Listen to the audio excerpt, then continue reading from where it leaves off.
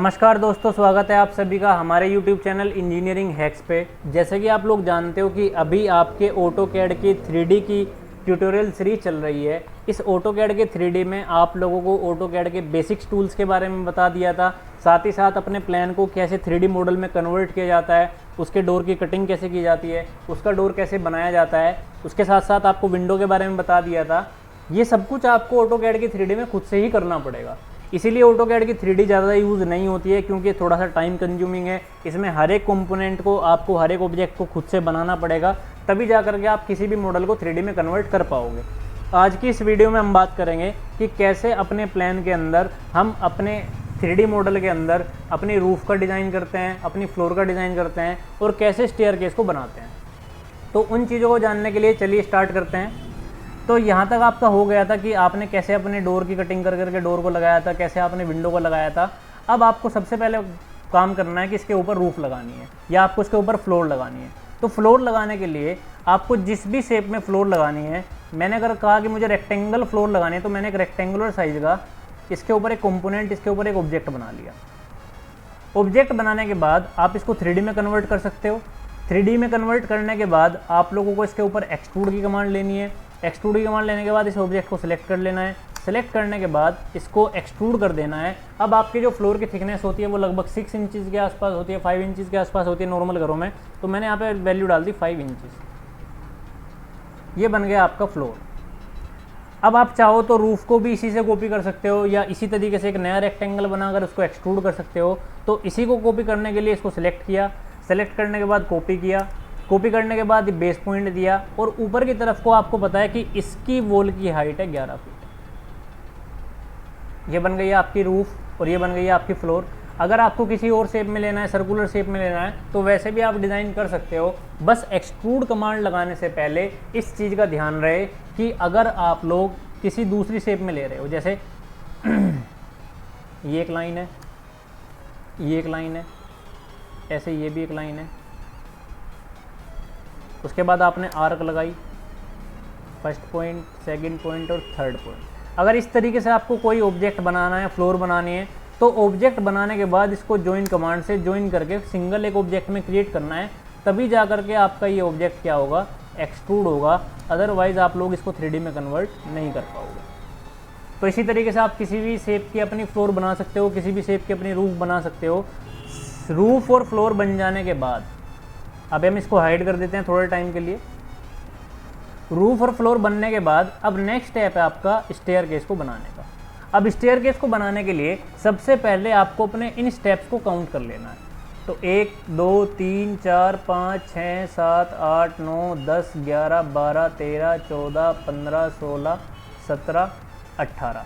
ये आपके टोटल कितने स्टेप हैं? 18 स्टेप। और ये 19वां क्या है, आपकी लैंडिंग है। तो टोटल स्टेप आपके कितने हो गए? 19 स्टेप हो चुके हैं। अब आपको 11 फीट की हाइट पे अपने 19 स्टेप को एडजस्ट करना है। तो उसके लिए आपको थोड़ी सी एक मैनुअल कैलकुलेशन करनी पड़ेगी। मैनुअल कैलकुलेशन में क्या है कि अभी अगर हम हाइट के अकॉर्डिंग बात करें तो हाइट के अकॉर्डिंग हमें लेना पड़ेगा राइज़र। तो अगर आप लोगों को अपने हाइट के अकॉर्डिंग राइज़र को सेट करना है तो 11 फीट की हाइट में आपको 19 स्टेप को क्या करना पड़ेगा, एडजस्ट करना पड़ेगा। अब 11 फीट को अगर आप कन्वर्ट करोगे तो वो लगभग होगा 132 इंच। एक राइज़र की हाइट आपकी होती है 7 इंच। तो कैलकुलेटर निकाल लेते हैं। कैलकुलेटर में आपको पता चल जाएगा कि आपके एक राइज़र की हाइट कितनी आएगी। ये आपके सामने कैलकुलेटर ओपन हो गया है। आपकी जो वॉल की टोटल हाइट है वो कितना है, 11 फीट है। फीट को अगर आप इंच में कन्वर्ट करोगे तो 132 होगा। उसके बाद इसको आपको इसको एडजस्ट करना है 19 स्टेप में। तो आपने इसको 19 से डिवाइड कर दिया तो आपके एक स्टेप की हाइट आ गई 6.94। ये आपको याद रखनी है वैल्यू। इसी वैल्यू के अकॉर्डिंग आपका क्या होगा, आपका एक स्टेप बनेगा और उसी एक स्टेप का यूज़ करके आपको अपनी क्या करनी है, स्टेयरकेस कंप्लीट करनी है। तो स्टेयरकेस बनाने के लिए सबसे पहले आपको एक सिंगल स्टेप की डायमेंशन को मेज़र करना है और डायमेंशन को मेज़र करने के बाद उसी स्टेप के अकॉर्डिंग आपको अपना एक स्टेप बना लेना है। तो स्टेप का साइज़ आपको पता है, आप लोगों ने प्लान में बनाया था। इसकी जो विड्थ है ये कितना है, 3 फीट 6 इंच है और एक स्टेप की जो ट्रेड है आपका वो 10 इंच का है। तो आप लोगों ने रेक्टेंगल लिया, इसकी लेंथ डाल दी 3 फीट 6 इंच, 10 इंच। ये आपका एक स्टेप बन गया। अब एक स्टेप बन जाने के बाद आपको एक्सट्रूड कमांड में जाना है। इस एक स्टेप को आपको एक्सट्रूड कर देना है और कितनी हाइट पे करना है, जितना आपने अपने कैलकुलेटर में कैलकुलेट किया था। कितनी वैल्यू थी आपकी?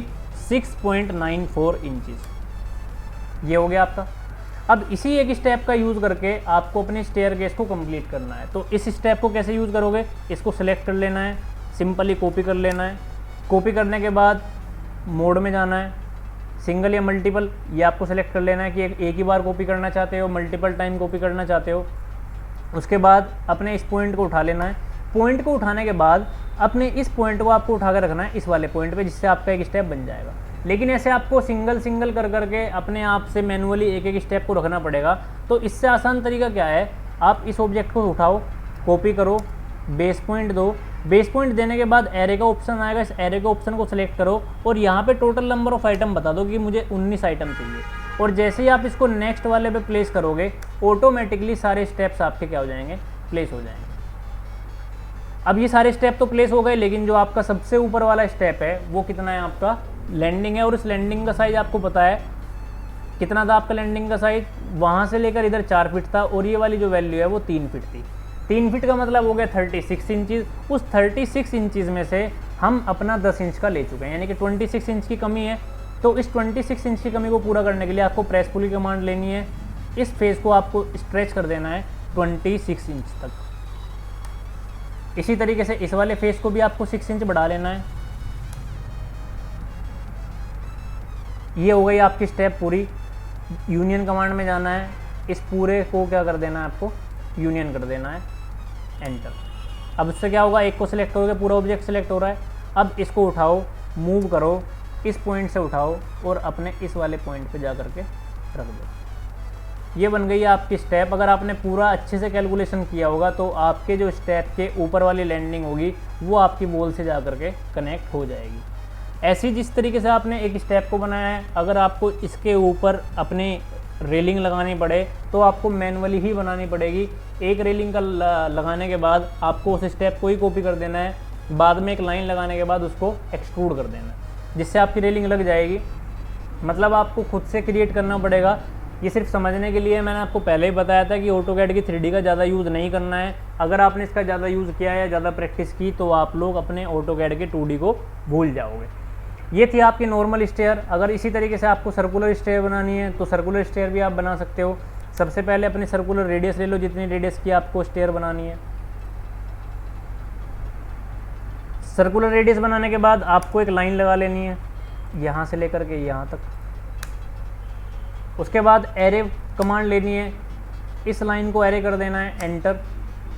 पोलर एरे, सिंगल ऑब्जेक्ट, और जितने आइटम आपको चाहिए उतने आइटम के साथ इसको एरे कर देना है।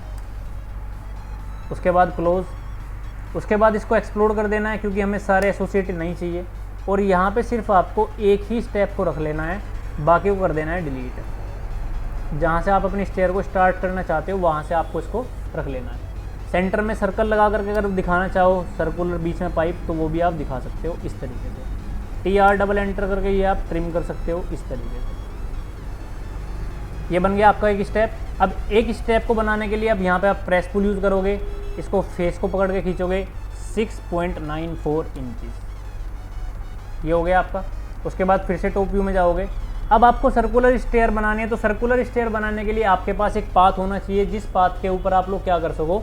इसको कॉपी कर सको। उस पाथ को बनाने के लिए आपको यूज़ करनी पड़ेगी हेलिक्स कमांड। हेलिक्स की कमांड देने के लिए आपने हेलिक्स को टाइप किया, सेंटर पॉइंट बताया। सेंटर पॉइंट बताने के बाद आपको उसकी डायमीटर बतानी है, उसके बाद उसकी टॉप रेडियस बतानी है। जैसे ही आप इन चीज़ों को बताओगे तो यहाँ पर आपके पास 3 ऑप्शन आएंगे, एक्सिस, एंड पॉइंट, टर्न और टर्न हाइट। हमें सिर्फ टर्न और टर्न हाइट से लेना देना है। यहाँ पे टर्न पे क्लिक किया और मैंने कहा मेरा जो हेलिक्स है सिर्फ एक टर्न ले। उसके बाद टर्न हाइट पे गए, इसकी टर्न हाइट आपने बता दी कि आपकी बॉल की हाइट है 11 फीट। जैसे ही ये वैल्यू आपने डाली, तो जैसे ही आपने वैल्यू डाली, इस वैल्यू को डालने के बाद ये कह रही है रिक्वायर्स न्यूमेरिक वैल्यू, मतलब आप लोग सिंबल का यूज़ नहीं कर सकते। तो आपको अपनी 11 फीट की वैल्यू को कन्वर्ट करना पड़ेगा इंचज़ में, जो कि होता है आपका 132 इंचज़। तो यहाँ पे वैल्यू डाल दी 132 इंचज़। जैसे ही आपने इस 132 इंचज़ को डाला, आपका एक हेलिक्स शेप में एक पाथ बन करके आ गया है। इसी पाथ को रेफरेंस मान करके आप अपने सर्कुलर स्टेयर को क्रिएट करोगे। अब इसको सर्कुलर स्टेयर को इस पाथ पे लाने के लिए फिर से आपको एरे की कमांड पे जाना है, इस ऑब्जेक्ट को सिलेक्ट कर लेना है, एंटर, उसके बाद सेलेक्ट करना है पाथ एरे और अपने इस पाथ को सिलेक्ट कर देना है। जैसे ही आप इस पाथ को सिलेक्ट करोगे आपके कुछ स्टेप बन करके तैयार हो जाएंगे, लेकिन वो आपके जो स्टेप्स हैं वो आपकी स्टेयर से नीचे जा रहे हैं। इनको सही करने के लिए आप लोगों को क्या करना पड़ेगा, अपने इस कमांड बार में से बेस पॉइंट के ऑप्शन को क्लिक करके अपने इस बेस पॉइंट को यहाँ पे करना पड़ेगा क्लिक। जैसे आप इसको बेस पॉइंट को सही करोगे आपके स्टेप नीचे से ऊपर की तरफ आ जाएंगे। अब आपको अपने नंबर ऑफ स्टेप को बढ़ाना है, तो नंबर ऑफ स्टेप को बढ़ाने के लिए आपको प्रॉपर्टीज़ में से मेजर वाले ऑप्शन को चेंज कर देना है डिवाइड में, जिससे कि आप अपने नंबर ऑफ आइटम को बढ़ा पाओ। और यहाँ पे आपको नंबर ऑफ आइटम डाल देना है जितने भी स्टेप्स आपको इसके अंदर चाहिए। तो ये आपकी सर्कुलर स्टेयर बन करके तैयार हो चुकी है। तो इस तरीके से आप अपने सिंपल स्टेप भी बना सकते हो। अगर सर्कुलर स्टेप्स बनाने हैं तो इस तरीके से आप उनको भी क्रिएट कर सकते हो। जब आपका 2D का रेफरेंस का काम खत्म हो जाए तो आप उसको डिलीट कर सकते हो। अब बीच का जो सर्कुलर पाइप बचा हुआ है उसको बनाने के लिए फिर से एक्सट्रूड कमांड में जाओगे, इसको सिलेक्ट करोगे, एंटर, और इसको भी अपने 11 फीट की हाइट डाल दोगे, या अगर एक्स्ट्रा निकालना चाहते हो तो 12 फीट या 15 फीट जितना भी आप देना चाहो दे सकते हो। तो ये बन गया आपका बीच का सर्कुलर पार्ट जिसको पोल बोलते हैं। उसके बाद स्टेयर भी बन गई। तो इस तरीके से आप किसी भी टाइप की स्टेयर को अपने ऑटोकैड में बना सकते हो। बस आपको इन्हीं टूल्स का यूज़ करना है। अपने कुछ 2D के टूल्स आपको यूज़ करने पड़ेंगे, कुछ 3D के टूल्स यूज़ करने पड़ेंगे, जिनकी हेल्प से आप 3D के अंदर कोई भी 3D ऑब्जेक्ट क्रिएट कर सकते हो। आज की वीडियो ज़्यादा लंबा ना हो इसलिए हम अपने इस रिवॉल्व, लोफ्ट और स्वीप को छोड़ देते हैं। नेक्स्ट वीडियो में हम इनके बारे में बात कर लेंगे। यही 3 ऑप्शन आपके बचे हुए हैं जिनकी हेल्प से आप लोग आगे के और भी ऑब्जेक्ट अगर बनाना चाहो तो ईजिली बना सकते हो। तो अगर ये वीडियो आपको अच्छा लगा हो, ये वीडियो अगर इसमें कुछ भी आपको प्रॉब्लम लगती है, कुछ भी चीज़ अगर समझ में नहीं आई है, तो आप लोग अपना कमेंट सेक्शन में अपने क्वेश्चन को पूछ सकते हो, वहाँ पे आपको जवाब मिल जाएगा। ये वीडियो को लाइक करो, सब्सक्राइब करो और ज़्यादा से ज़्यादा शेयर करो। बेल आइकन को प्रेस कर देना ताकि आपको हर वीडियो का नोटिफिकेशन मिल जाए। तो जल्दी मिलते हैं नेक्स्ट वीडियो में, तब तक के लिए बाय बाय, थैंक यू।